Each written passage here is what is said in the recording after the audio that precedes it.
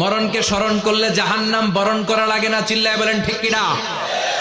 আবার আল্লাহ বললেন, গোলাম, স্পেশাল একজন ফেরেশতা আমি মরণের জন্য সিলেক্ট করলাম, নাম মালাকুল মাউত। তাকে আমরা আজরাইল বলে চিনি। এই মালাকুল মাউত তার বাহিনী নিয়ে নির্ধারিত টাইমে গোটা বিশ্বের সব মানুষের রূহ কবজ করে। অন টাইম নাকি দেরি করে? মালাকুল মাউত আগেও আসে না, পরেও আসে না। সুবহানাল্লাহ পড়েন। সাইয়েদনা সুলাইমান আলাইহিস সালামের জামানাতে ওনার এক ওয়াজির ছিল, মন্ত্রী। ওই মন্ত্রীকে নিয়ে উনি বৈঠক করতেন। ওনার সময় উনি মালাকুল মাউতের সাথে বৈঠক করতেন। শুনতেছেন? আপনাদের মনোযোগ আছে তো?